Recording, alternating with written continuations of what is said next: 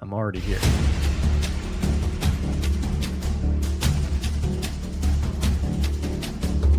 Purpose. No one can create your purpose for you. No one can tell you who to be. So in purpose, you have to create your own purpose. And in evolution, you have to evolve towards that purpose. It's easier to live when you have goals to meet. You understand? If you have goals to meet, then you don't feel so voided, and you understand why every day you're looking at this person in the mirror, because that is the cool part about the game. You get to be anybody you want to be.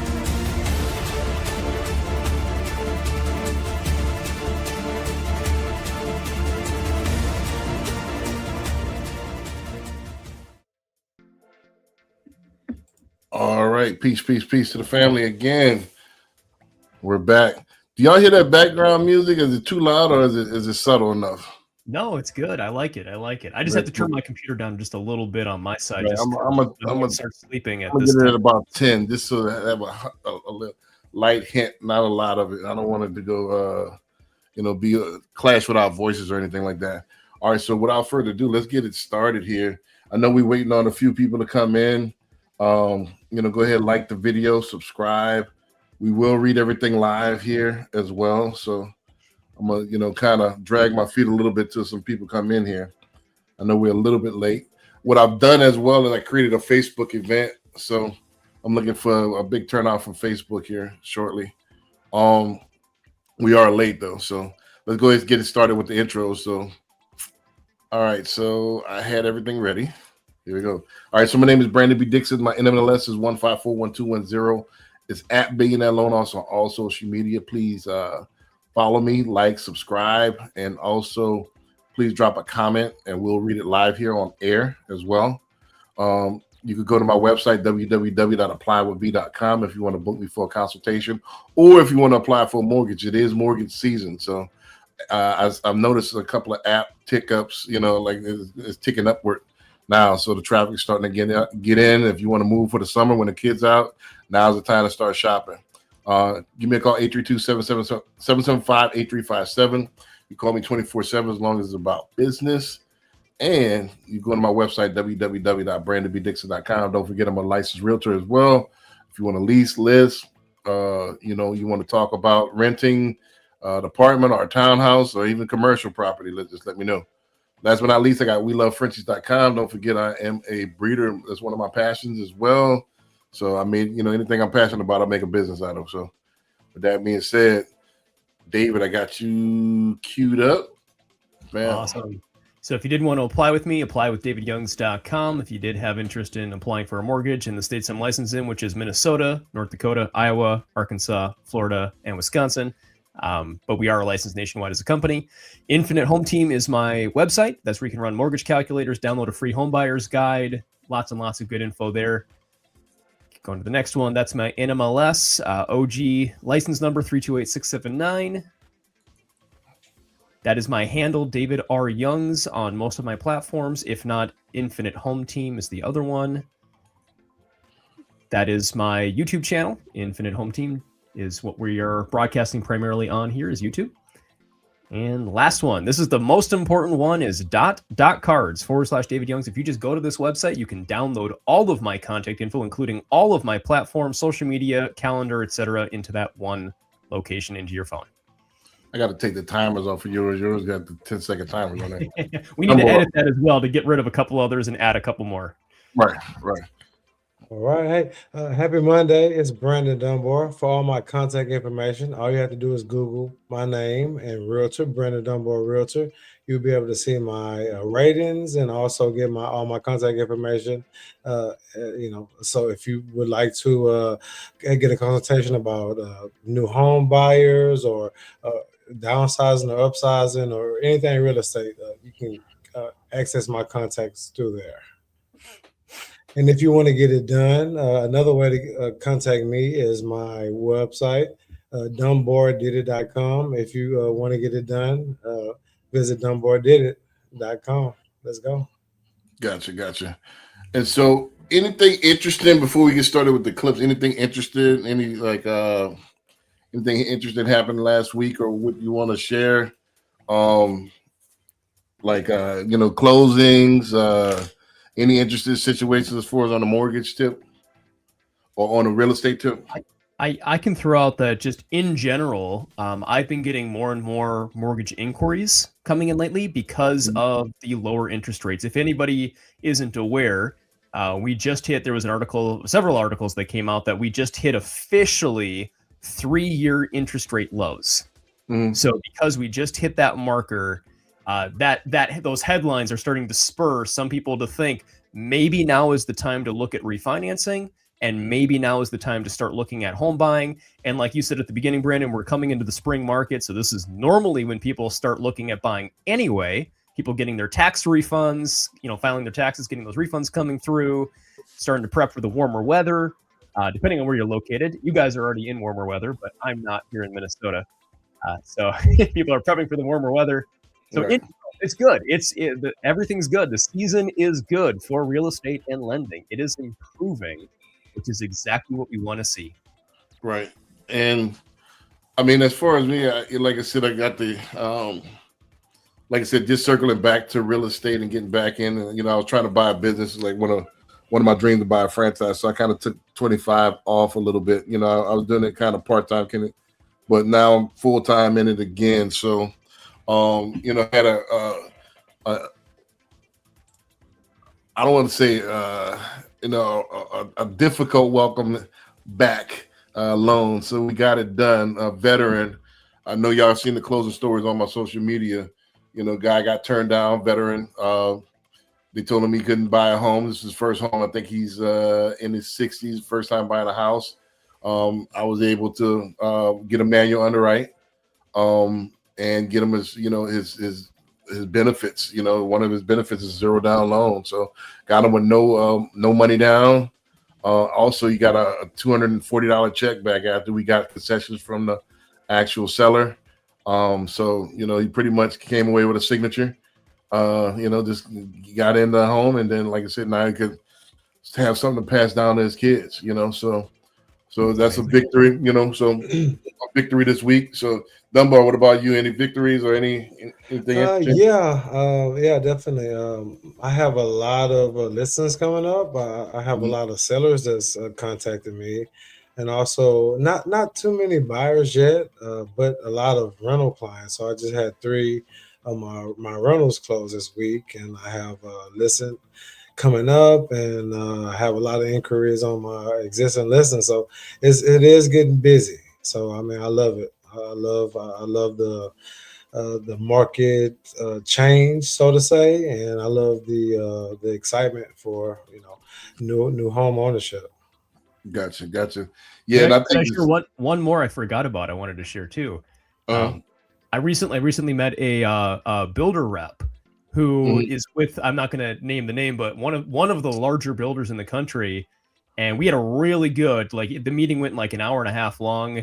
We went really deep dive into some things, and we have a follow-up meeting here next week. We talked again today, and he's trying to get me into the vice president of sales here to see if we can create some kind of a joint venture with one of the largest builders in the country.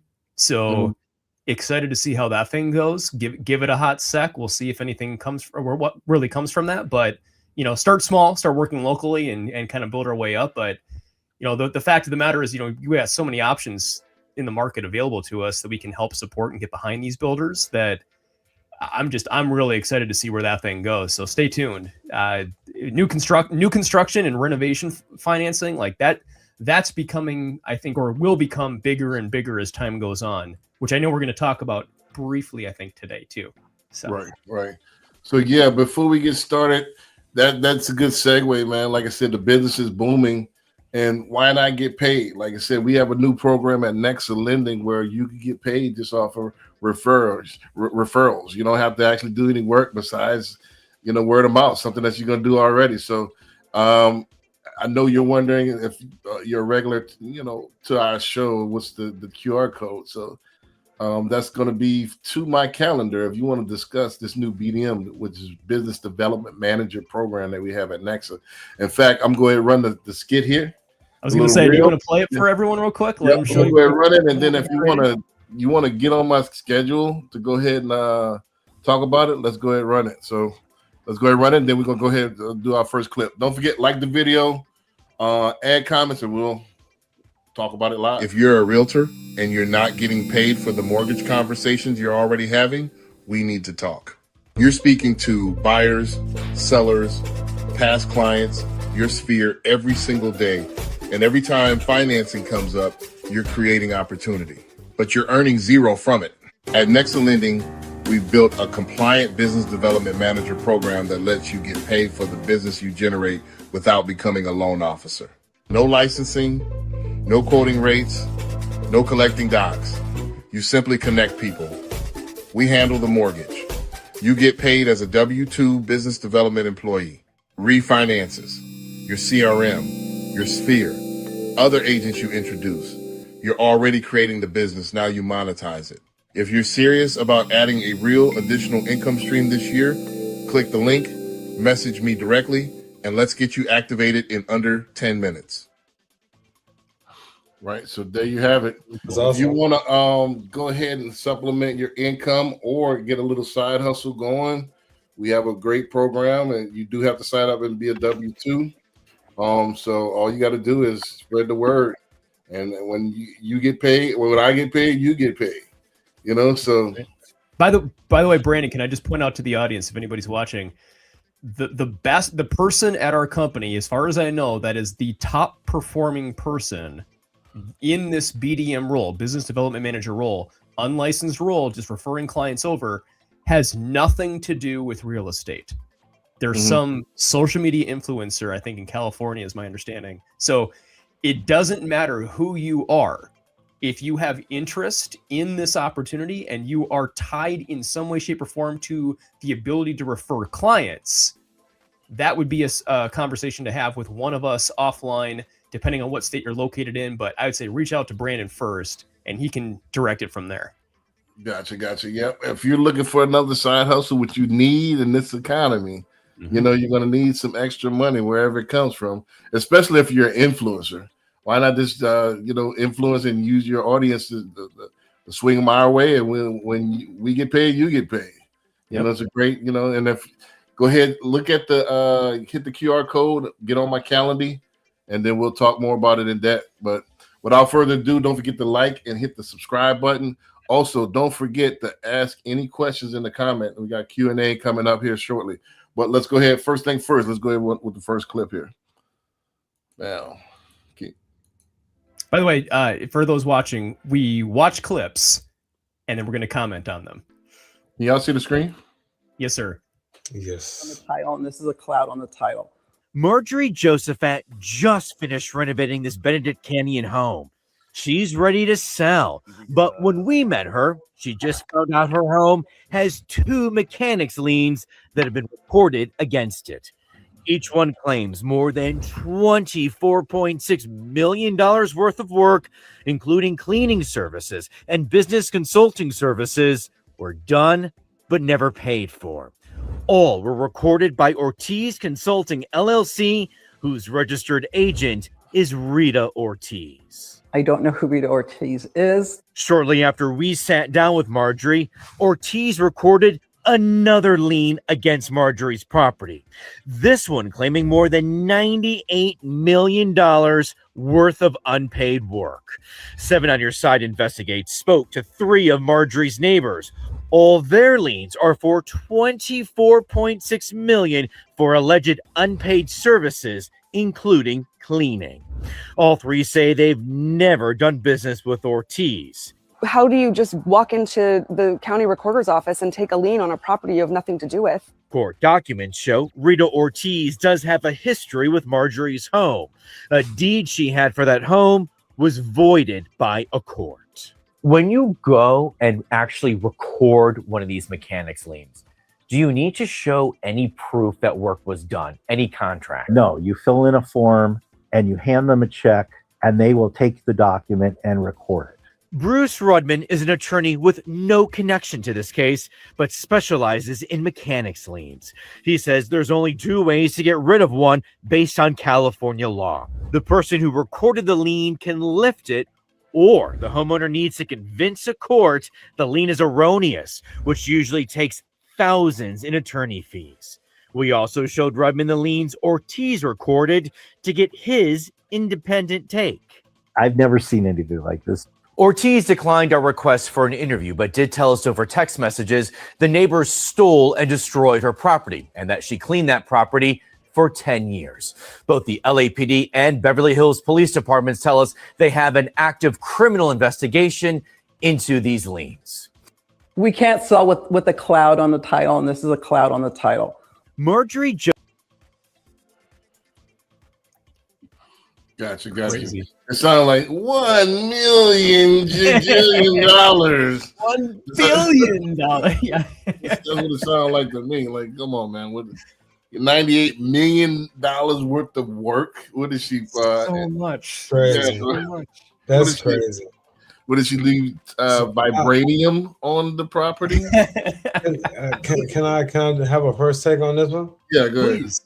So first off, I would whatever title company that they close the house on, they should be responsible. Because if they give you a clean title determination, then that's what you're walking into, or that's what you're supposed to walk into. So I mean, I would definitely take that up with the title company, and I mean, honestly, it'll be their cost to pay, but that's I've never, and that's why I guess as a real estate professional, you always have a great title company that you work with that will have, of course, that does their due diligence and that will give you, a realistic outlook on how the chain of title is going. So I would say, first off, it's the title company's fault. Second off, that's why you work with a real estate professional, because we have these folks that are reputable in our Rolodex that could make sure that this doesn't happen to you. What's a Rolodex, Dunbar? Well, it's an old way of man. Rolodex is pretty much what you keep your numbers in back in the day. I would think, since you guys are a little bit older than me, you would know what that is. But now it'll just be your phone. It'll just, I'm making fun of you only for our younger viewing audience of what's a Rolodex. Yeah, Rolodex is where your contact, wherever your contacts are stored. Yep. We have infinite amount of great people that we work with in the company in the real estate field, and that's why you always want to go and consult a professional in this. I had a Gen Zer yesterday. Didn't know what tire kickers were, So they're like, golly, But my take on it, I thought what the video was talking about was that she was the owner. She's been the owner for a while, and those mechanic liens occurred while she was the owner. So there would have been no chain of title when she went to sell after closing, right? Yeah, when she went to sell it, that's when she discovered, hey, they got these liens on it, so it blocked the sale because she had to address these liens first. So I guess the reason why I didn't think that, because it seemed like it's like a fix and flip situation, because it seemed like she had purchased the house at some time in the near past and did a lot of renovations and wanted to sell it. I didn't get that she had owned it for 10 years or anything like that, but I thought that's what they said. I thought that's what they said, and I thought she fixed it up to go ahead and sell it to get rid of it. Like there's some, just repairs that way she could go get rid of, but she's stuck with it now because now there's a BS lien on there. But either way, yeah, in your case, yes, it would definitely be the title. If you fix and flip and they don't make you aware of these liens, it's going to be the title insurance that kick in. But if this happens, and this kind of where I wanted to go with it, a lot of people don't know that they have liens on their house or their property until they go to sell it, because they're not going to make you aware of it, until you go to sell it. So I think laws need to be passed. I think it has to be a more stringent process. Like you have to actually have proof, maybe, that this occurred. And then it has to be, all right, how can you invoice? All right, what type of work cost you, even if it's over 10 years, what type of cleaning that you did cost $10 million a year? What kind of cleaning is that? Is it antimicrobial? Like did you anti-microbe the whole house? Like how did that get to $10 million a year? Basically, $98 million. I would think that you should know if you have a lien in your house. There's only a couple type of liens. There's a mechanical lien, it's a HOA lien, it's a lien, from your mortgage provider. So it's not like 1,000 liens that somebody can put in your house. So I would think you would know if you signed up to pay something and you didn't pay it. I haven't experienced that yet. Would you like kind of let me know exactly what you have experience with people not knowing until it's time to sell? I've had a lot of people, especially with refis, a lot of people don't know they have lien, in their house. Like, I've said that several times. When I don't know about you, David, you've been in a little bit longer than me, but it's always a surprise that, the bill that they didn't pay, they might not have paid a bill, but they didn't know they was going to take it that far as far as a lien. They might not, and a lot of people get surprised at the end. It didn't know. We don't know until the title work comes in, and until they do the search, right. So a lot of people don't know, so that's crazy. Well, I guess the luxury I do have deep relationships with my title company. So before I go and list the house, I go and ask for a detailed seller sheet with of course, with their fees included, and also a preliminary title search. So I guess that's what I would do, from that's what I do for all my listings. So we would know that up front. But as a loan person, I can understand how that kind of get you on the back end. But as a realtor, you would hope that you have somebody that can do the same things that I have for my clients. So Tammy says good evening. Before we take yours, David, she says good evening. Yeah, she's got a good evening, and she's got a good question, and I want to answer the question quick too. Mm-hmm. Yeah, so go ahead and answer that and go into your spill. Yeah, so the Homestead Act, yes and no, does protect you. So it does protect you from certain judgments, creditor judgments, but not specifically mechanics liens. And that's the honest truth is mechanics liens is a good thing to have, because what happens is, and now this is somebody, by the way, I started in construction. Before coming into the mortgage industry, I was in construction, and my dad had a construction business. My brother-in-law is still in construction. My father-in-law was in construction. So I know this world a little bit. Mechanics liens are a very good thing because they protect you as a contractor from going in and doing work on a property, and then say the homeowner decides, I don't want to pay you. What do you do? Well, if you're not going to try to sue them directly, what you can do is go file a mechanics lien, put it against the property, so that basically whenever they go to sell, whether that's tomorrow or 10 years from now, 20 years from now, when they go to sell, that lien will show up and they will have to address it. And there's nothing protecting the homeowner from that. You have to pay that if it's legitimate. If the contractor can prove their work and you didn't pay, here's the invoice, here's the work I did, and you didn't pay and they can prove it, they took photos, etc. So it's actually a really good thing that this exists to protect contractors. However, this is a great example of someone abusing the system and trying to run with this thing. As we saw in the video, tens of millions of dollars. Good Lord, that is so many. That's so much. Not even like we're trying to scam you out of a few thousand. Right. Tens of millions. Come on. This Rita Ortiz, now, granted, I think this is a one-off. I don't think this happened. Very few people are going to try to do something this crazy, ridiculous. But this does happen where some contractors might do this, especially the ones that aren't verified with good reviews. Don't have a strong reputation. They're not credible. You're trying to do things on the cheap for contract work. Be prepared. Even if you pay these people, if they don't have a legitimate business, they might be in a position where they still will file this against your home and you won't know about it until years later, unless you were to go have a title search done on your home. And to your point, Dunbar, where all of a sudden, if you want to, you could reach out to a title company. You could say, hey, could you run a quick title search for me to make sure this is covered? That would be helpful. Also, having an owner's title policy, not necessarily going to save you, but I want to point out an owner's policy is an optional title insurance thing you can buy when you purchase a home that protects you from the day you buy it backwards. Not forwards, but backwards. So basically, you're going to go buy a home. It's one of the only optional closing costs that you have.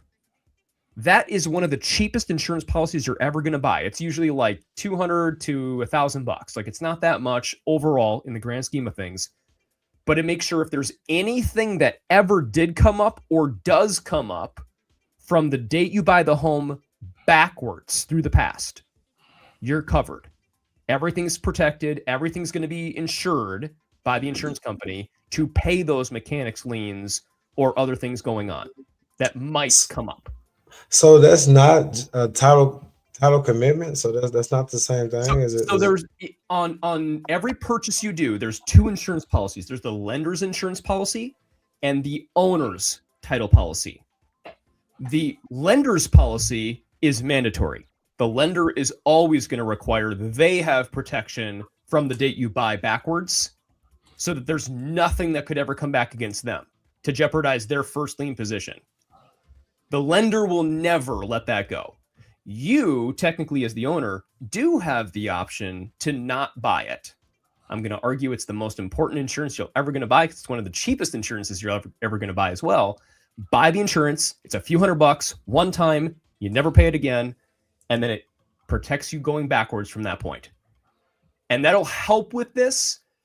It doesn't solve the exact example that we had today in this video, because this video, of course, is showing after she bought the home. So it's bought the home future this came up. So it wouldn't protect her from it going forward. But I would just encourage anybody watching this, please, if you have the ability to buy an owner's title policy, please make sure you're buying one. It's not that expensive. Talk to your title company about this. Talk to your mortgage advisor. They will give you good recommendations and advice on this, and it will help ensure that you're better protected on this topic. Right. So yeah, Dixon, in Texas, isn't that something that always happens? That usually the seller pays for? It's optional. You don't have to do it. Right. It's the only thing that's optional in your entire closing cost package, basically, is title insurance for the owner's policy. Mm-hmm. Okay. So make sure you get one. If there's one takeaway, it's make sure you get one. It'll help protect. But going forward, it might be helpful if you have a good title company that you work with or somebody that you closed with already. Just say, hey, every few years, would you just run a quick title search for me as a favor? Just double check. Is there anything on my property I need to know about? It might be helpful just to know about that. And make sure it's a reputable, good title company. The person that is closing on the paperwork, the one that's helping you sign the documents, that has nothing to do with the title company. They're all friendly. They're all great. They're all wonderful people. They're not the ones that do the title stuff, the things we care about, me and Dixon here that do the lending side.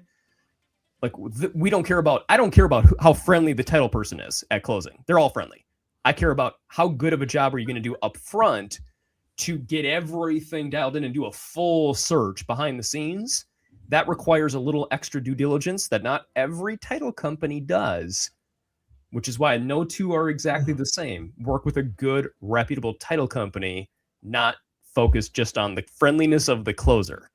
Yeah. So usually the closer is there, but as far as the person who's going to stamp everything out, they're just a notary person that the title company has employed or willing. Well, to even before that, internally, I'm saying like internally. Yes. Right. Yeah. Even inside there, like as an example here where I work in Minnesota, the company that I like working with, they have attorneys on staff. And they go through and do a full due diligence up front long before it gets to anybody else to ensure that all this stuff is clear on the title before they issue a title commitment. That's Yeah. different than the notary and different than the closer. Those Sure. are two different people, different than who's doing this internally for the judgment lien searches. Right, and I guess another thing to look out for, if you do have somebody that's going to ask for a preliminary title or a seller's net sheet from the title company, the attorney fee should be on there. So if you don't see the attorney fee on there, then maybe you want to get your own, or use a different title company. Which, by the way, depending on where you're watching this, every state is different. Some states are attorney-based states.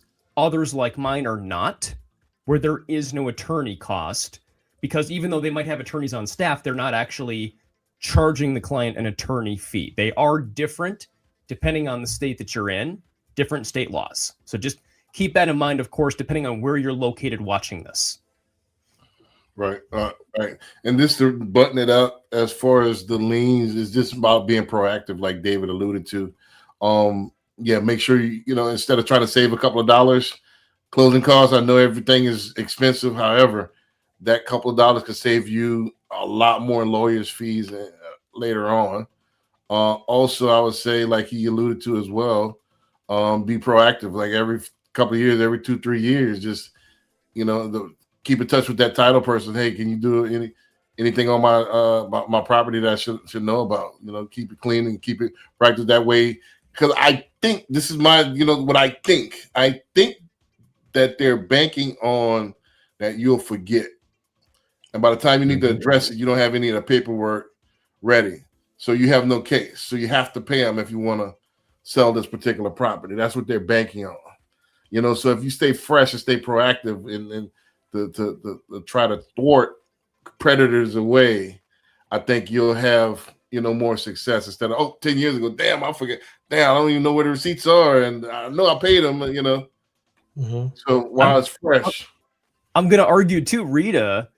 If she was smarter, what she would have done is she would have done much smaller liens, right? Micro liens. She would have done 1,000 here, 2,000 there, 3,000 there, versus $98 million that you owe me. Like, come on, this is clearly ridiculous, right? Right. So no, but I mean, I think it all boils down to just dealing with a professional who knows and has connections with the folks that's gonna execute the process and the transaction. Because, like I mentioned earlier, I always get a preliminary title search before I go and list a home. Like that's something I always have done for my clients without them asking me. Gotcha. So again, guys, I'm getting for all of us before, by the way, where there is all of a sudden up front, we think everything's good. We get an offer accepted on a new property. Everybody's excited.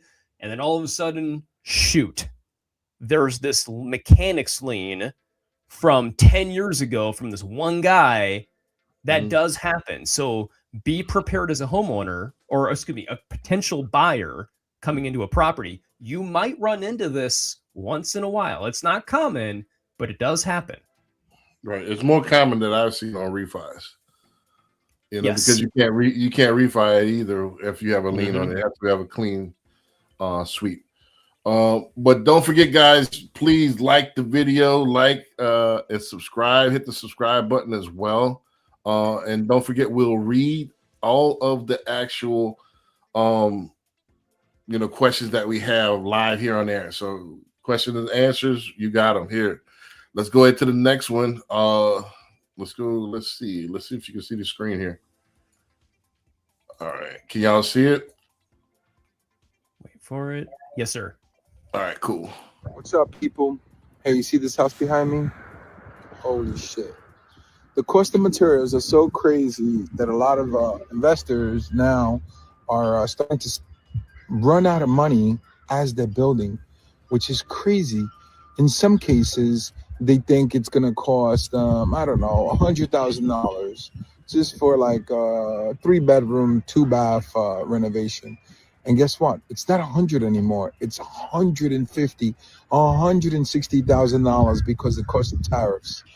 These tariffs really put a damper on budgets in construction, And that's the other thing. You can't, if you're an investor and you're going to buy a house, you can't overpay for the house, because once you do your renovations, guess what? You're going to probably owe more than what the property is worth, which is happening in a lot of circumstances, and a lot of investors are starting to walk away from the house, which is insane. I haven't seen this in a long time, where the prices are so high and also the materials are high. So be careful. You can still do it, but it has to be the right price. I personally walked away from a deal. I submitted a deal for say 325. After doing all my numbers, I lowered it to 225. Customer was really upset. But if I would have gave him the 325, I would have been hurt, because I would have owed more than what the property was worth, because the renovations were going to cost like 200, 250. Crazy. But anyway, my point for me to, You want to go first, David, on this one, or you want me to go first? Yeah. So when it comes to buying real estate, I think so many people, everybody's in business to try to get a deal. They want to save money. That's a natural thing for all of us. We want to save money. When you're a seller, you're thinking the exact opposite. You're thinking, I want to make as much money as possible. I want maximum dollar out of my house. And by the way, it's your house. Like, that's your baby. You made it your house. You lived there. You had experiences there. You painted it the right way. You put furniture in there. You designed your home office like this, like incredible. Like, you have emotional attachment to this. So as a seller, automatically you're thinking, I want to sell it for X. But if you're truly trying to sell the house, and I think there's another video we're going to watch on this too, but when you're selling across the country too, different markets will dictate what you're doing. But a lot of markets right now are hurting in that sellers are not getting what they think they should be getting. They're having to lower their price a little bit. But that's because people either as first-time home buyers or even move-up buyers can't afford the new place, so they're trying to keep it lower to make it affordable. Or in this example, the investor is trying to make sure that they're making a profit, because everybody knows, like, buy real estate, right? That's the investment game. Buy real estate and you're going to be successful. But I'm going to argue that only works if it's the right property in the right market in the right neighborhood, with the right renovation structure, with the right financing structure, with the right contractors and business partners that are going to help you make this whole thing work, with the right estate plan and the right LLC structure. And like, there's so many things that tie into making this thing work. The real estate investor coming in and buying this property has to make money. If they don't make money, what's the point? Why are they even bothering? So I think this is a very good example of just the simple fact of material costs have gotten way more expensive, and we have to factor this in when it comes to renovation, whether it's renovating as a home buyer or renovating as a real estate investor. Either side, you got to understand it's going to cost you more than you might think. And I think that could dictate what you decide to do from there in your investment strategy, which property you buy, what you're going to do next. Right. Dunbar, we're going to keep the round robin going. What do you think as far as the video, as far as the material? Yeah, yes, definitely. So I think to kind of pivot to what David was saying, you only going to have this type of fee when you are doing a rehab on a house that needs rehab. So a first-time home buyer is not, let's get a FHA 203K, which is a rehab loan. You're not going to really run into this. Maybe if you buy a new build, they might hike it up because they had to pay a little bit more. But this is like solely an investor kind of dilemma, if you ask me.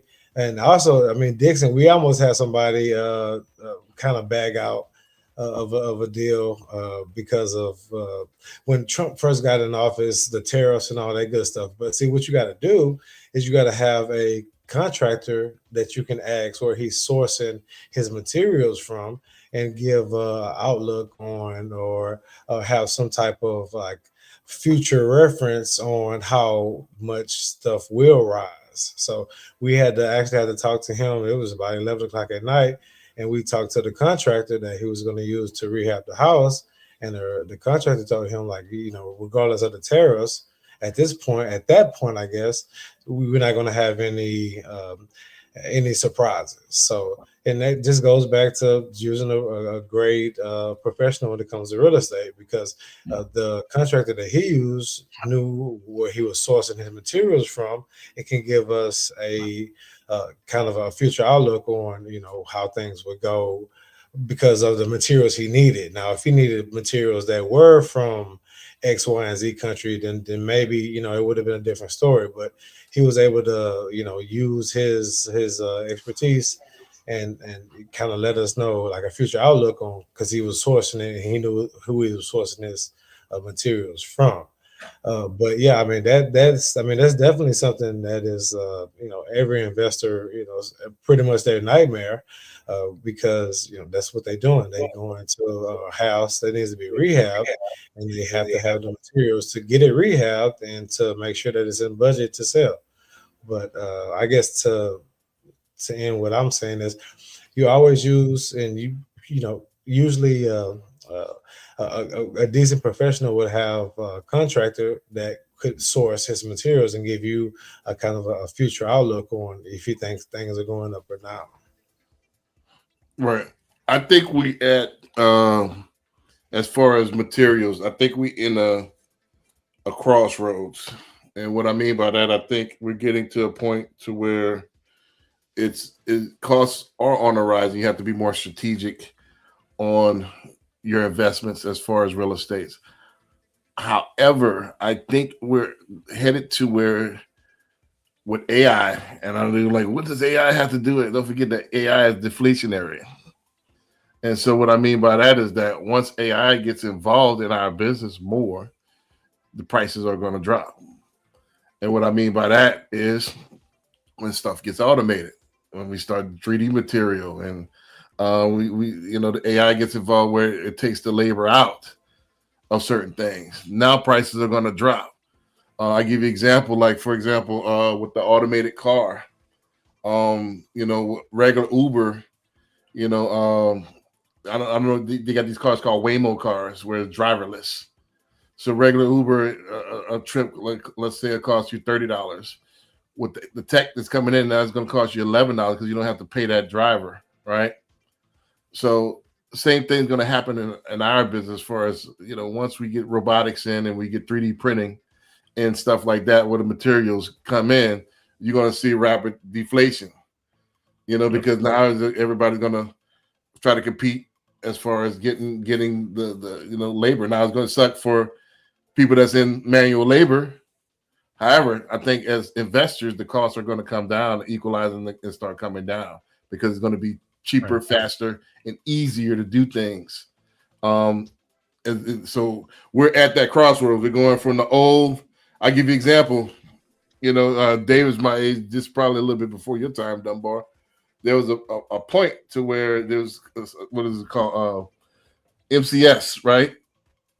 Isn't that the long distance company where calls are outrageous, like 99 cents a minute?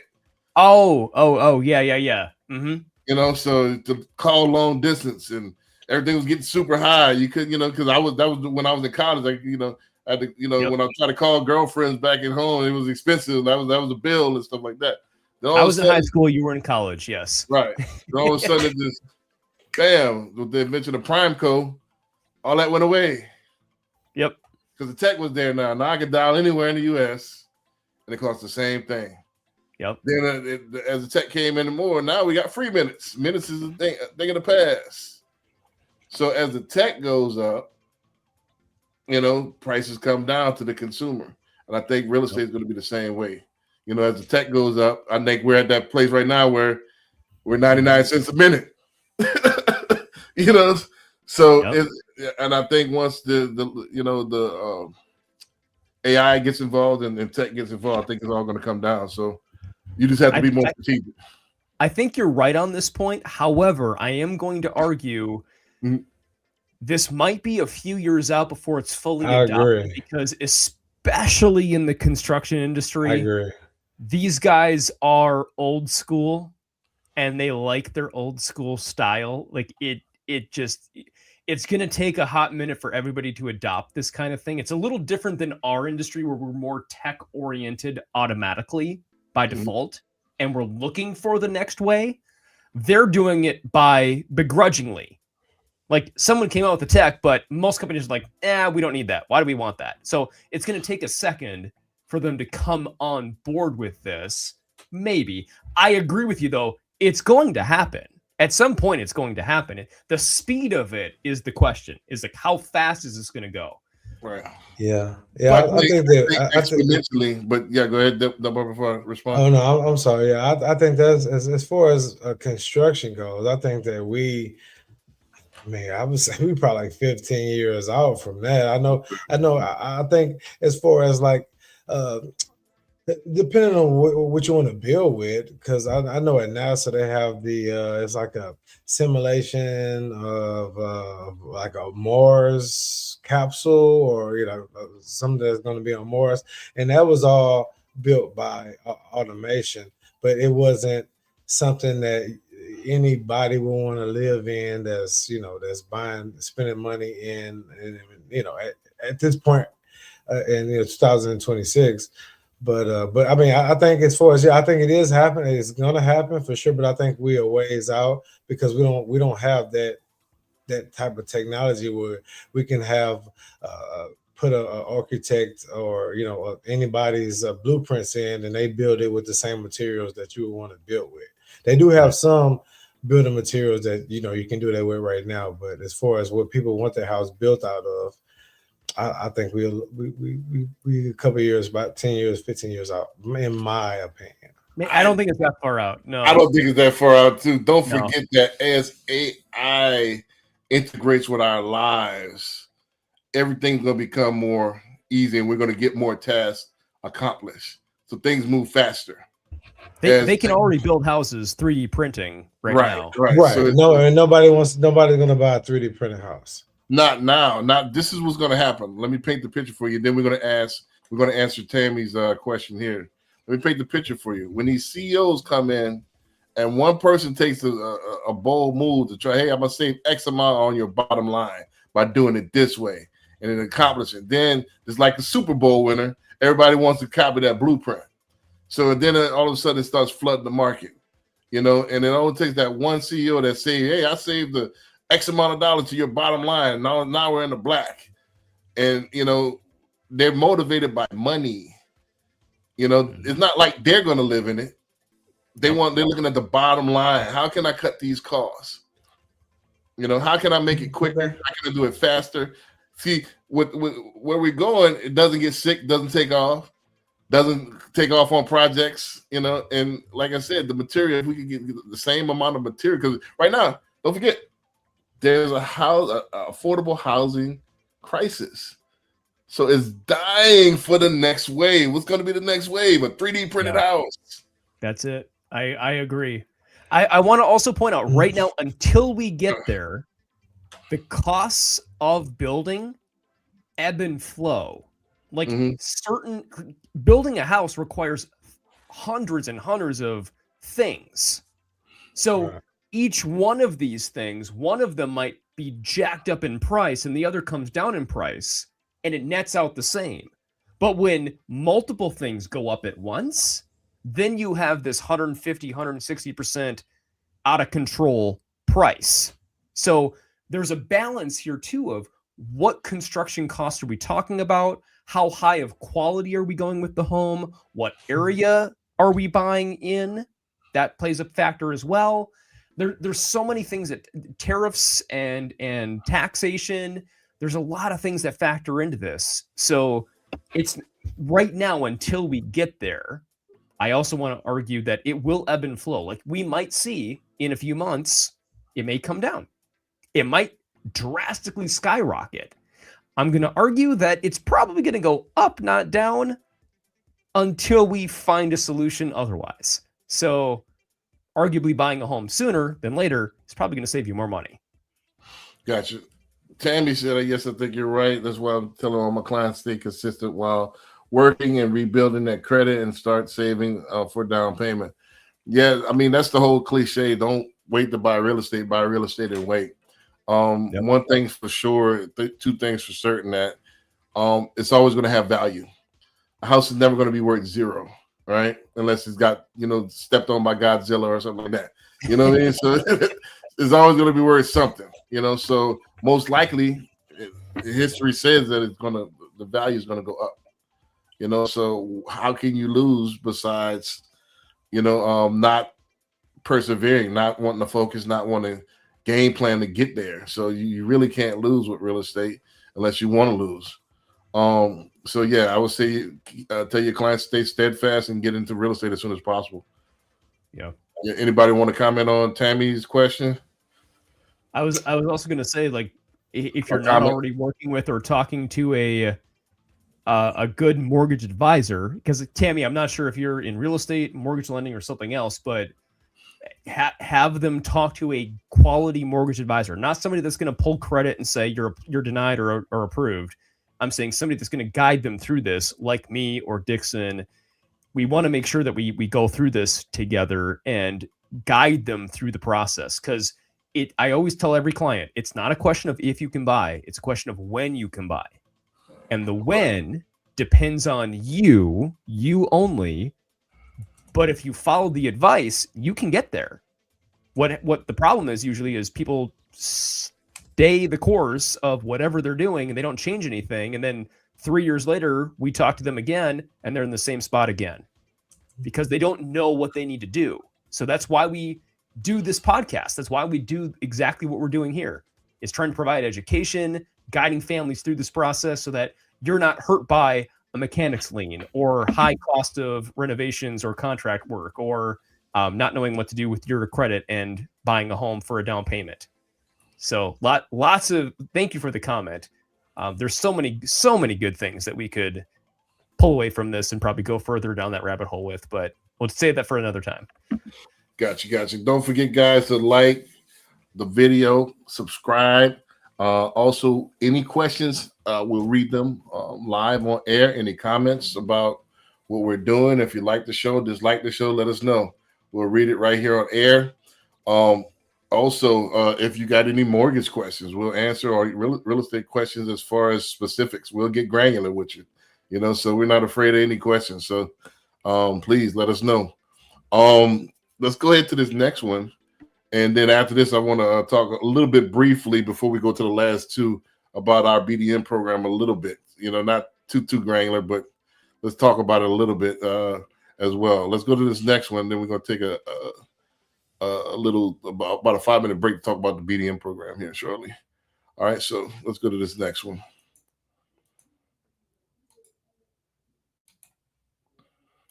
Can y'all see the screen? Not yet. Yes. All right, awesome. You're a millionaire, you should be living well.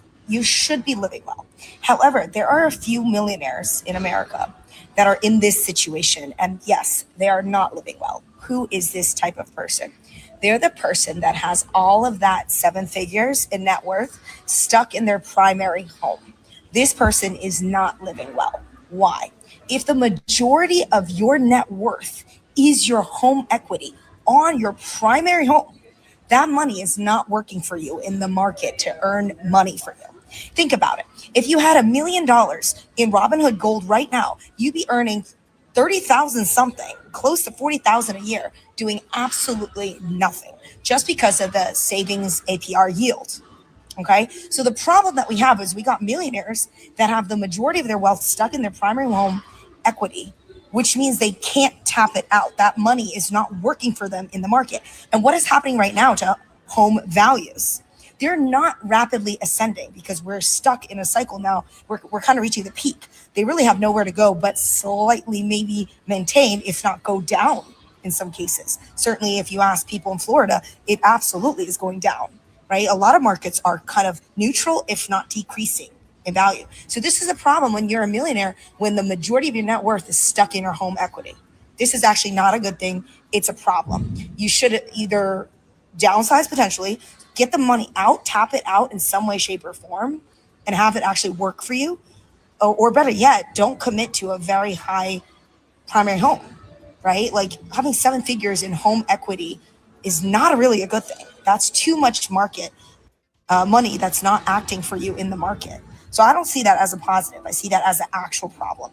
I'd rather have a $400,000 mortgage and have $200,000-300,000 worth of equity. That's a better switch, because then you're actually able to then take that extra money and invest it however you like, right? Having, again, 7 figures in a asset that is not liquid, this is actually kind of an issue. I don't know. I hope this makes sense. If you're a millionaire, you should. I don't know. I'm getting a delay, so I'm gonna let one of y'all go first, so I can try to fix this delay. Dunbar, do you want to go first? Yeah. I would say I personally don't know Guess a I'm lot moving. of You're good. You're good, Dixon. You're good now. Yeah. I personally don't know too many millionaires that have this dilemma, but I can see how it would be a dilemma. Usually, millionaires, unless it's inherited, they did something smart with their money to get them there, and they wouldn't be. They wouldn't be as ignorant enough to do what she mentioned. I mean, that's really all I have to say about that one, honestly. Right. So let me chime in on that. I think a lot of this has to do with the coast. Most people on the coast, East Coast and West Coast, New York and the Northeast, and then maybe California and Washington are in that situation where don't forget, a decent house out there is 1.5-2 million easily. Mm-hmm. Right. And a lot of times since it's jumbo, you have to put 20% down. So they have a lot of equity off top in their house. And as it grows 10 years from now, you got, like she said, 300,000, 500,000, $500,000 in equity that's trapped in the house. Mm-hmm. And that's not working for you. But the problem is that this is the cycle that she didn't mention. People, especially on the coast. Now, Houston's a different story. Minnesota's a different story in the middle of the country. So people get this house and then they want to keep up with the Joneses. So they add the furniture to this house. They wanted the BMW. And what happens is that equity that they have in a house, they wind up getting a HELOC or getting us to refi, and then they take it to pay down debt. And now they owe even more. So instead of having the money work for you and like taking that and invested in different businesses, different online things, and having it, and then buy your assets, then buy your liabilities.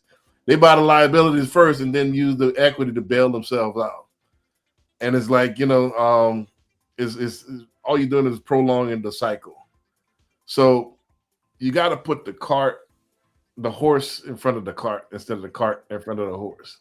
So I think that's basically what she's saying. Like most people are millionaires on paper, but they're living to their eyeballs in debt.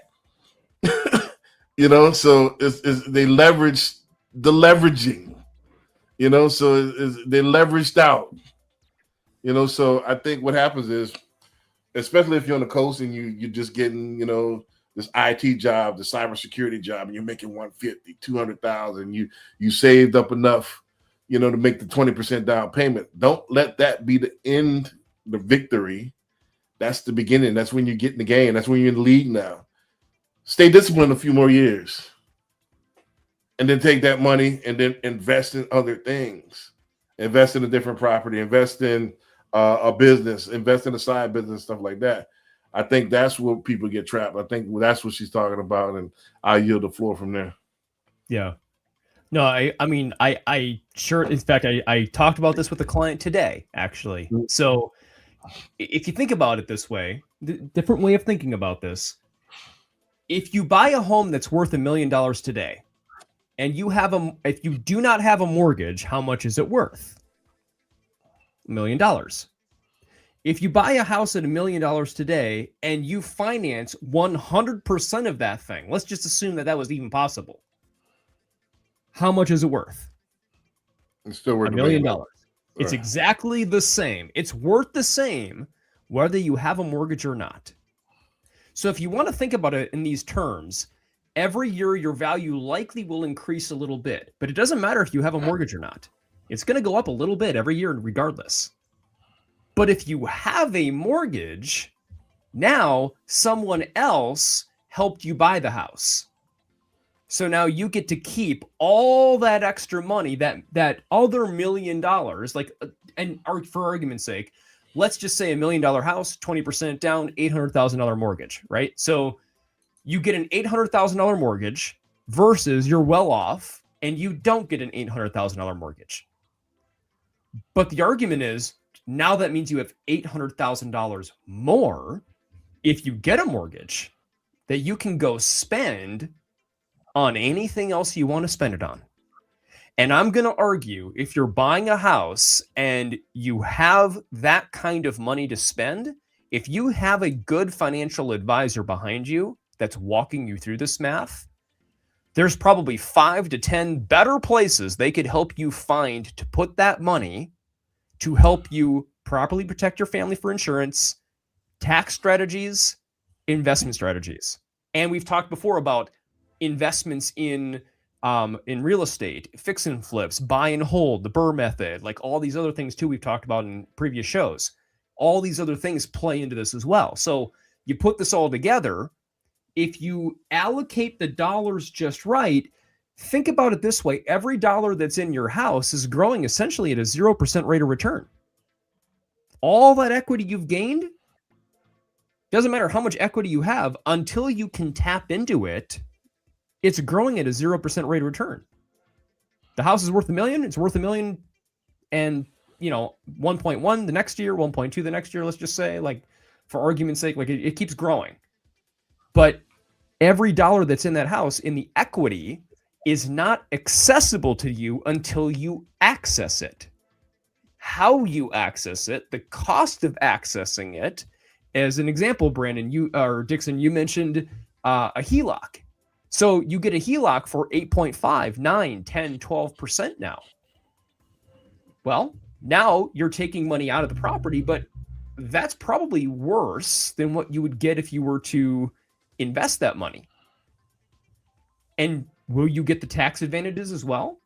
Like there's a world of other discussion that could happen here. So I'm just going to argue that anybody that's thinking about that thinks about, like, I want to pay off my house, I want to pay off my mortgage, I want a 10-year term or a 15-year term, or I'm going to accelerate all my payments.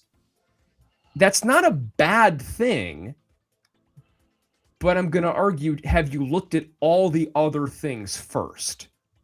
Because if you haven't, you're probably losing money doing it this way versus the alternatives. There's a lot of discussion to take place here. We could go down a rabbit hole so far in so many different topics with this. So just my encouragement with this whole point is, if you have equity in a property, or you're debating how much to put down, or should you accelerate, or should you do a shorter term, this is where a really good mortgage advisor comes into play, and a really good financial advisor as well. Put them together to make sure that we're doing the right thing for you. And your situation is like a fingerprint, unique to you. No one else has the exact same circumstances. So what's good for one person might be different for your circumstances. Gotcha. Am I still borging out a little bit, or am I good? You're good. Yeah, I mean, very, very slightly, but you're good. All right, cool. I mean, yeah, just to put a lid on that, and we're going to transfer a little bit of thought to the BDM program.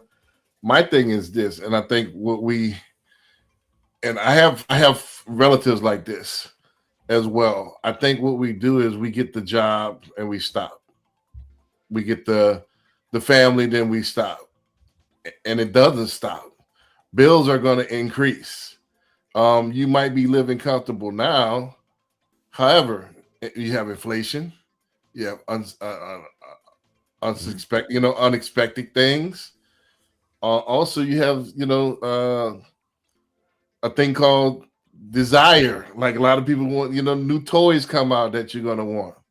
So I think being proactive and looking at not my current situation now, looking at it, the forecast, what will it be 20 years from now when stuff is 10, 15% more expensive? And now instead of wanting the Range Rover, now I want the Urus. You know what I mean? Or, now the wife wants, instead of just the regular door, she wants the barn door with the, that slides automatically. These things you got to strategize for, so how do I do this? And if I'm only getting a increase of a raise, maybe 3% a year or 2% a year, it's not going to level up to the same thing. So what do I need to do? Do I need to invest in businesses, stuff like that? Or do I need to get, like I said, we thought to talk about a side hustle or something that actually brings and supplements my income? Which, yes, some people day trade, some people invest in the stock market. But my thing is this: I've always used the stock market as a retirement strategy, not as a get rich strategy. That's how I always looked at it. All right, I'm going to invest in good companies that's going to be around a while, and then sit it there and not forget about it. So I'm not looking at a return where, all right, can I pull this money out? Now with Bitcoin is a different story. That's more volatile and stuff like that. Now you can have a strategy, but I never was good at predicting. I'm not good at gambling. I'm not good at predicting. So I like to park it and forget it. However, I like stuff that I can control. The more input, the more output. So, and this is a good segue. If you're looking for something, thou shalt not live by one paycheck alone. Yeah, and I would say before you do that, and to boot, if you are working for somebody else's company, you can easily get fired or laid off. Right. So always have that safety net.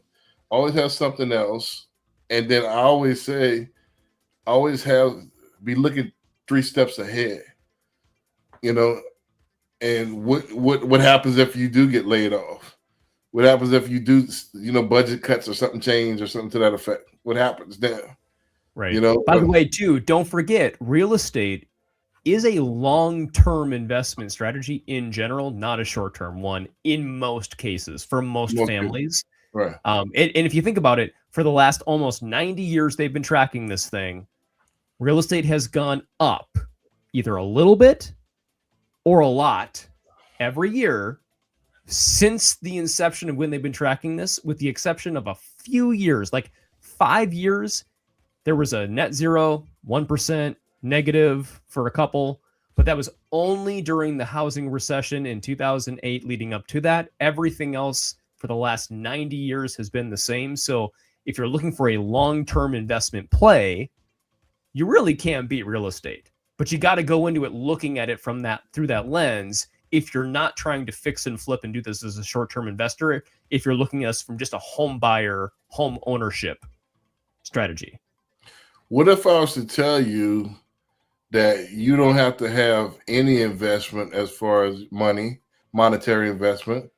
What if I was to tell you could get in real estate without any licenses? What if I was to tell you could get into real estate without hardly any risk? There's a way that you could do it, and it's called our BDM program, Business Development Manager Program, and that we started at Nexa Lending, where all it takes is your word of mouth. You talking to people, and when they buy, you get paid. So you're not spending any of your money besides a background check, $80. You're not. All you're doing is sweat equity, and what sweat equity is that I get if I put the effort in, I get the reward. Simple. So if you're looking for something that you could possibly be a nice supplement to what you're already doing, that you could build up, this BDM program is what you're looking for. The QR code up there at the upper right, go ahead, scan the QR codes, get on my schedule, and we'll talk about it. This is a great opportunity for you to make a lot of money. Go ahead. And to boot, yeah, I mean, as far as even because I just asked this, I don't have any criminal records. If they do a background check, it's going to be financial crimes. It's not going to be Right. Well, it's not going to be anything that that you're going to have to worry about. It's going to be did you do fraud or something like that? But other than that, they don't. It's not going to flag anything. Yeah, they're looking specifically for anyone that is financially related has had issues. If you don't have that issue, you're probably just fine. But like Brandon said, $80, a little bit of cost each month, check in once a month, tell us what you're doing. We can walk you through the steps, hit the QR code. Brandon, were you going to replay that video for everybody just to make sure they can see it? Right before we get into the next clip, let's go ahead and check out the commercial that I got. We're going to be running these throughout, so go ahead and check this out. If you like it, please hit that QR code and get on my calendar and let's talk about it. Let's talk about making you some money. If you're a realtor and you're not getting paid for the mortgage conversations you're already having, we need to talk. You're speaking to buyers, sellers, past clients, your sphere every single day. And every time financing comes up, you're creating opportunity, but you're earning zero from it. At Nexa Lending, we've built a compliant business development manager program that lets you get paid for the business you generate without becoming a loan officer. No licensing, no quoting rates, no collecting docs. You simply connect people. We handle the mortgage. You get paid as a W-2 business development employee. Refinances, your CRM, your sphere, other agents you introduce. You're already creating the business, now you monetize it. If you're serious about adding a real additional income stream this year, click the link, message me directly, and let's get you activated in under 10 minutes. Right, there you go. Please hit the QR code and let's talk about making you some additional income. I think this is going to be huge this year. So make this year the year that you do instead of talk, So let's go into this next one. I couldn't find for some reason the Robert Kiyosaki video. When I click it, it goes to something else. So I just found a random one real quick, and I hadn't watched it, but I hope this is a good one. I think it's gonna mirror to what we're talking about. But let's check it out and see. What about the one before that one too that you had? Because there was one in between the two. Right. I'm saving the Houston one for last. So gotcha. Okay, fair enough. Yeah. So but let's watch this Robert Kiyosaki one. And then we'll go from there. Can y'all see the screen? Wait for it. Yes, sir. All right. History. The reason I pay no taxes is because I borrow money. I'm a debtor. And check this out. I mean, all you communists out there, check this stuff out. I am a billionaire in debt. You know why? Because I get tax breaks for borrowing money. And the reason I am so rich is because I'm in debt. And my friend Dave Ramsey says, live debt free. Well, you're an idiot. I mean, he's my friend, but I say, Dave, I like debt. He says, I know, but most people can't handle debt. I said, I agree. But that's why there's no financial education in schools, because if you knew how to handle debt, you wouldn't save that crappy dollar you have in your hand. I'd rather borrow the money tax free. If you understand history, the reason I pay no taxes is because I borrow money. I'm a debtor. And check this out. I mean, all you communists out there, check this stuff out. I am a billionaire in debt. You know why? Because we're repeating tax breaks for borrowing money. And the reason I am so rich is because I'm in debt. And my friend Dave Ramsey says, live debt free. Well, you're all right. So I can start. I think it's my turn, right? Right. Yeah. So I love that he actually calls it out. Like, my friend Dave Ramsey says this, and I'm saying this. Both are right. Both are right in their own respective space of what they're talking about and the right context and the right circumstances for the right person. Like, neither one is saying opposite things. If you read between the lines, they're not saying opposite things. They just have different perspectives. And as he pointed out, it depends on the person. Debt is unfortunately a necessary evil that we have. It's something that drives this country. It's funny how there's more debt. I don't know if I forget if we watched a video on that before, but or played that for everybody, but there's more debt than there is income coming into the country. Like, we are going backwards every single month by billions of dollars, billions per month. This cannot sustain itself forever. We'll see what happens with that. But with the way that he's explaining it, debt, if you use it as a tool, kind of what we talked about before of leveraging debt on a mortgage. Well, now if you buy $1 million house and you have an $800,000 loan, that's 800 grand you don't have to come up with. You don't have to wait to save it. The cost of waiting, you have to wait to save that. You don't have to get that from somebody else, a friend or a family member. You don't have to do anything else with this. You've got the money. It's there. They give it to you. That's now an interest deduction on your taxes in some cases too. You can write off some of the fees in some cases on your taxes as well. You now have that much more money to go invest in something else. You could, in theory, take that 800 grand, put 20% down on 4 more properties that are all $1 million. You could have 5 properties with $1 million, or you could have 1. I would argue the 5, even with 80% financing, 20% down on each one, 20, 20, 20, 20, 20, 5 times is $1 million. You're going to make more money because all of those $1 million properties are going to start growing in equity position. They're going to start growing in value versus the one you bought with free and clear. Congratulations, you have no debt. You're debt free, no mortgage, but no tax advantages. The house is still going to grow at whatever it grows at, the one house versus the 5 houses growing at each year from that $1 million forward. So he's right on, use debt as a leveraging tool to increase your wealth if you do it correctly. That's the key. It's that he's not just saying go take on a bunch of credit card debt. He's saying do this strategically. So I love how he phrased it and the play against Dave Ramsey too, because so many people listen to Dave Ramsey as an influencer on the educational space when it comes to finance. And he's right about the idea of trying to get out of debt to some extent. There is truth to what he says, but there's a balancing act here.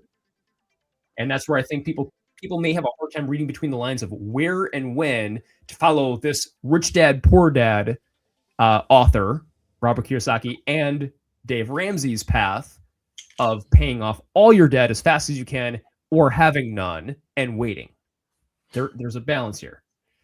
I think with Robert Kiyosaki, and I want people to understand what Robert Kiyosaki is talking about, debt could be a good thing if it's leveraged instead of using your own cash. Because with your own cash, don't forget that cash is fiat. It's a depreciating asset. However, when you leverage it against something like real estate or gold or something to that effect, and you borrow against it, then that asset keeps appreciating, and then you're actually getting tax-free. You're escaping the taxable income of that. So let's say, for example, I get this house and I'm just going to do easy math, $100,000 for it, and I pull out 80% of that.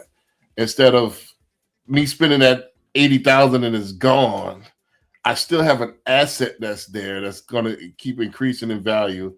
Also, now I don't have to pay tax on that $80,000 because I borrowed it, as opposed to just taking it out and spending it, because you're gonna get taxed twice. I don't know if you know, you get taxed if you get income. If you got a income, and then you get taxed on everything else you buy, so you're double taxed. So how do you beat some of this taxation? Is use strategy. So I'm gonna go ahead and borrow this. That way, I avoid at least the income tax. And then, as far as sales tax, I'm gonna go ahead and buy stuff as far as under my company, so I can avoid the sales tax on it. So I'm gonna get an LLC, and then I'm gonna use it wholesale and get avoid some of the taxation on that part as well. So you got to have a strategy for this stuff. Also, I want to say this as well. So debt can be a good thing if you use it in that sense. If like David alluded to, if you're just talking about putting, this latest kick-ass stereo, on your credit card, that's not good debt. That's consumer debt. That's bad debt. So it's a difference. So what we're talking about is, leveraging the debt to save on taxes. That's leveraging the debt to fuel buying appreciating assets. That as well. Tax strategy and leveraging to something else. I like to buy businesses. That way I can control. I don't like I won't say I don't like the stock market. The stock market to me is something that's it's out of my control. It's almost like sports gambling to me. There's a little bit, I could have a good sense of what happened, but I don't have any control over what happens. So I like businesses where I have control over. If I want to make X amount of dollars, I get in there, roll my sleeves up, and I can make X amount of dollars. That's what I like. Right. But go ahead, Dunbar. You want to go ahead? Yeah, definitely. So I guess I have too many people. I have over 20 people that I know that does not have credit cards. They just buy everything with cash. They think that's the way to go. You can't build your credit score without getting into debt. So what I'm saying is, if you have 0 credit cards, you're probably going to have a 500, 480 credit score, but that's not because it's not because you negligent or you're irresponsible. It's because you don't have the education and the education to know that it takes debt to build credit. And I guess from like I know y'all talking, y'all talking. I'm talking to like the regular kind of layman's folks with this.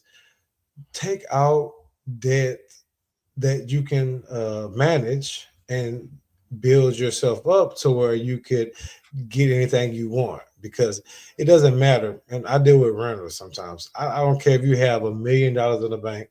If you have a 480 credit score, you're not gonna get a good rental home. You're not you're gonna be able to get a mortgage if you have enough money to throw at it, but you're not gonna be able to get the things that you really would like, because you're not gonna have the credit background to do so. So I guess that's why I say, can debt be a good thing? Absolutely. That's the only way to build your credit, is to have debt. Right. I got one. I'm gonna go ahead and do a switcheroo. I found one. I was going through I had one for the show, but I didn't put it in. So this is gonna be the last one for the night, because we're at an hour and a half right now. But I thought this was a good one.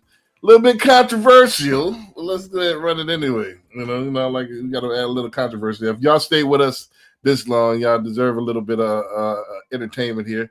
So let's go ahead and run it.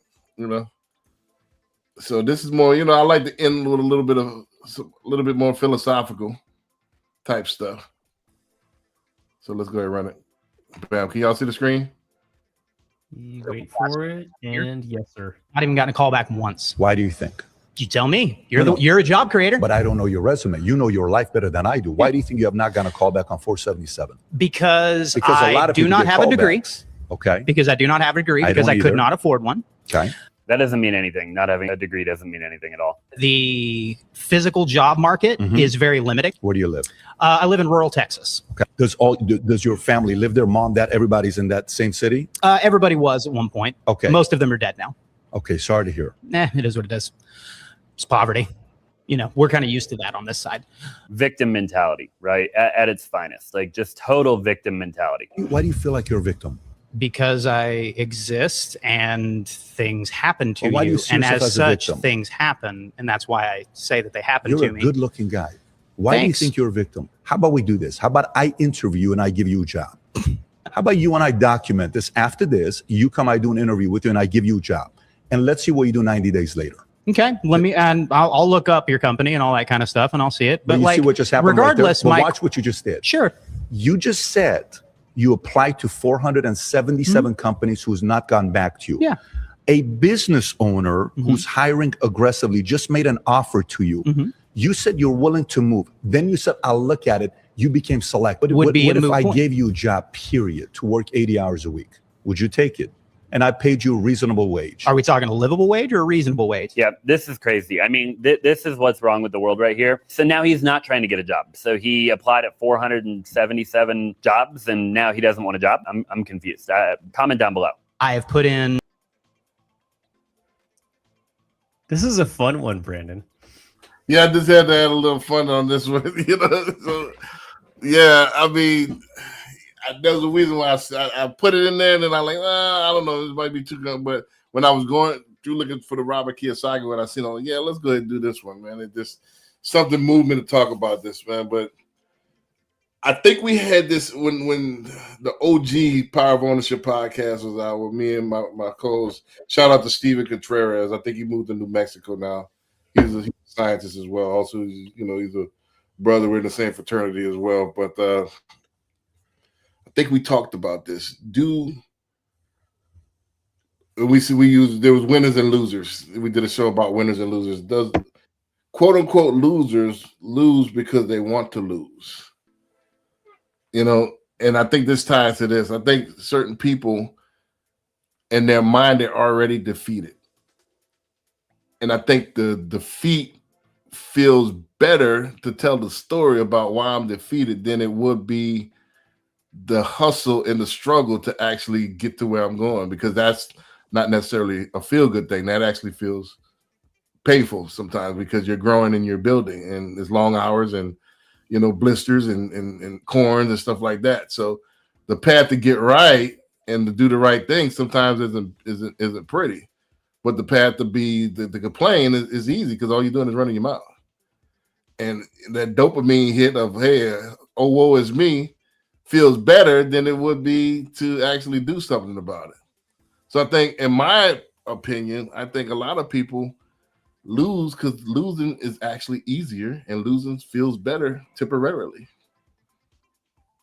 So I'll open it for that and I'll come back if needed. I'll go next then. There's ego that plays into this as well, but what's interesting to me is the way that video phrased everything, or the way that he phrased everything is, like he's immediately aggressive and defensive about this.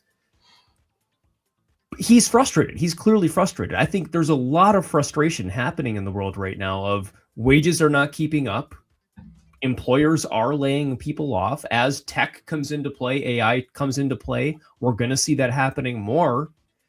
It's going to continue to be a struggle for some families. Like no qualms about that. Like he's legit in what he's saying.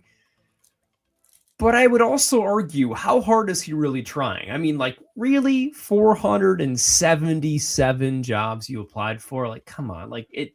And by the way, I'm going to point out, did you email, call, text, or reply to any of the messages that they might have sent you back? Because I don't know about you guys, but I'm kind of old school as well. If I wanted a job, the several times that I've ever wanted to get a job in my career, I dressed up, I walked into the office, or I called and I called and I called and I called and I called and I called until I got them and I got to the right person and I made my case of why they should hire me, and I got hired. It's funny because when I was hiring my last assistant, who unfortunately since then has left me, I hope maybe one day I'll get her back. But when she reached out to me online, I put out an ad on LinkedIn and I had literally 158 or 160 people apply in less than 24 hours. But one person of the group did something awesome. She recorded an audio note, sent me a video message, and said, "This is why I want the job. And I want to make sure you understand, David. She was 19 years old, by the way, just turned 19. I'm 19 years old. I don't have any understanding of the mortgage industry. I don't know what I'm doing, but I promise I'm a hard worker and I care. and I want to help families, and I think this is a path I want to take in my career. And my wife was helping me filter through these interviews, and she's like, immediately, that one. And I'm like, but we haven't even looked at all the others. And she's like, I'm just telling you, that's the one you want. And, several days later, going through all the other candidates, and by then it was like up to 400, 500 people that I was interviewing. I hired her because she went above and beyond. So I'm going to argue, I don't care who you are, what circumstance you're in. If you're not trying, start trying. Go. If you want a job, go get the job. And there's so many places you don't even need a job. Like you can go do what we do. You can start in the mortgage industry. You can start in the real estate industry. You don't need to be hired as an employee necessarily. You don't need that necessarily, but you can go work for these things, put yourself out there, push a little bit, just get out of your comfort zone. And a small little plug over here, realtors, just the ego of so many realtors of I'm number one, I am this. We need to stop having that mentality.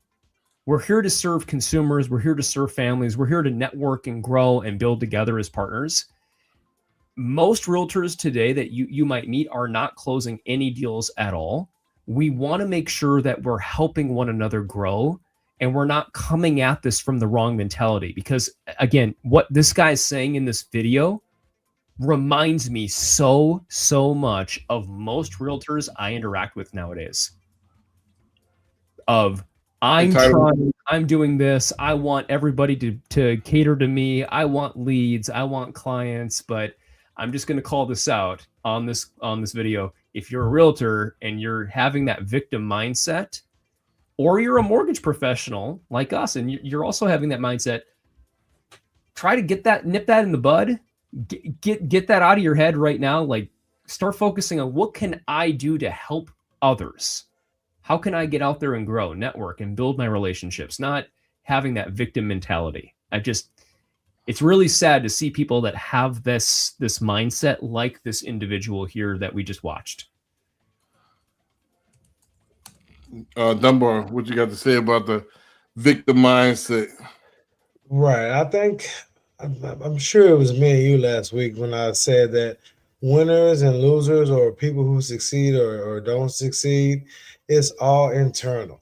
If you like David, what you mentioned with the young lady that went above and beyond, if you have a winner's mindset, that's what you're gonna do. If you have a victim or quote unquote loser's mindset, or it was an NPC or main character, if you have an NPC mindset, then that's kind of what that's what you're gonna portray, and that's what is going to happen to you. So it's all about what you are willing to sacrifice to be successful, because it's not easy, and it's all about how you feel about yourself, and in order to put yourself in and be bold in situations where others won't do that that action.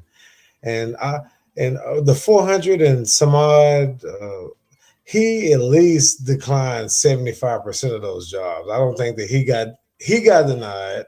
I think that he denied them because we already saw that. Oh, I'm gonna look up your, is it a livable wage? What happened was he probably went on Indeed or Glassdoor and just clicked buttons, and then you're a needle in a haystack at that point. Right. Like David said, he didn't do anything extra, because what happens is, to click that button, I could do 400 in one day, because all you're doing is apply now, easy apply, and your resume is automatically attached. So it's like playing a video game. Yep. So it's nothing. There's no, like back in the days, we used to have to read the newspaper, and we used to have to pop up on them with a suit on and the heat. And if you wanted a job, you're partly sweating, because you had what's called pound the pavement. So a lot of these people are entitled to everything, grateful for nothing. You have both of your arms, you have both of your eyes, your legs, and you're able-bodied. Like you said, you're a good-looking, guy. No, I don't judge guys, but anyway. Whoa. But you don't have a hideous scar on your face where you're able to do anything, bust down tables, wait tables, whatever you need to do, sing telegrams, whatever. Do something instead of sitting there complaining because of the energy that you are exhausting, complaining. You could have put that into your next move, your next career, because nobody, especially if about a man, nobody cares about, oh, woe is me. Nobody cares, So, and then it demonstrated that when the guy offered him a job, shut up, take the job. You're not even grateful for the job. Right. What about thank you for the opportunity? All right, I'll look you up. It was so, sarcastic. And that's why I said he had to have turned down 50 to 70% of those jobs because he felt like, it's so easy to apply that he felt like, most of the ones he applied for when they talked about the nitty gritty was beneath him for some reason. Well, I think this is what Indeed is I don't want to say a scam, but you got to understand it's a different type. Most of those, it's a loophole for most companies. They have to post that job in order to be compliant. Most of the time, they already have the candidate there. They just posted it. So, I opened it up, but I'm still choosing my guy. So a lot of those posts are not really legitimate anyway. So and that's not really applying to the job, pressing the button. Where's your follow-up? Is follow-up or flop? Did you follow up with it? All right. So the question I would have asked him is, all right, so how many did you follow? Out of 477, how many did you follow up with and how? Yeah. How did you follow up with it? That would be my question too. Right. So, and probably none of them. You just spread your seed and see who bit. And then, you should pop up with $100,000 career because you're you. Can I also throw out there, you just a second ago played this advertising video, and for anybody watching, this QR code, if you scan it, you'll be able to watch that video as well for this BDM program that our company has offered, which is one of the best possible offerings you could ever have of a part-time income source. However, funny enough, presenting this to realtors across the nation, hundreds and hundreds of realtors, it is amazing how many of these realtors that are, which by the way, is just the natural go-to primary focus that we have, of course. Anybody really can be a business development marketer for us, but realtors just are the natural, place to go. It's amazing how many realtors start doing exactly what we saw in this video. Well, I've got this and I've got this and I don't know about this and I'm not sure, I don't believe this. And these might be the same realtors that are closing 0 transactions all year. Mm-hmm. And they're arguing about a way for us to pay them money legally. Literally, here's money, realtor. Would you like it? Well, I don't know. Let me sit and think about it. And why this and why that? And it's like, are you kidding me? Do you want the money or not? If you don't want it, don't take it. How about we just deposit money in your checking account? They will raise questions about that. I don't know if I want to give you my checking account. Exactly. So have that victim mindset, have that mentality where they're gonna fight you no matter what. And it's like, right. The moment you meet somebody like that, it's like, well, now what? Like, what do we do? Where do we go from here? How do I help you if you don't want the help? In this video, this guy literally offers him a job on the spot. Mm-hmm. And he denies the job. Right. Some people don't want any help. They like to be where they're at. They like to be the victim, not the victor. So the victim feels good. You think you're going to gain sympathy points. You think, because look how smug he was. Yeah, it's like that over here because we're poor. And okay, so now I'm supposed to feel bad because you're poor. Remember, too, almost every billionaire that exists, almost all of them, it's like 80% plus, came from small beginnings of nothing. Right. That built it in a certain way with the right connections and hustled and did this thing. We've had other videos on this too, where so many people in this country have done it that way. Right. So it's not about entitlement. Yeah. This is what this is supposed to be. It's supposed to be the land of opportunity. It's not going to be the land of me handing you money. Yes. That's not going to happen. Opportunities are going to be there. You have to take advantage of those opportunities. A lot of people don't. It's amazing that I've seen, like, you got to, people don't want to feed themselves. They want you to feed them, and they want you to make airplane noises while you're feeding them. Open up wide, and here you go. I'm not going to, you're a grown man. I'm not going to sit there and feed you so you can eat and put a bib on you. Find a way. Find a way to get it done. So we're trying our best right here, by the way.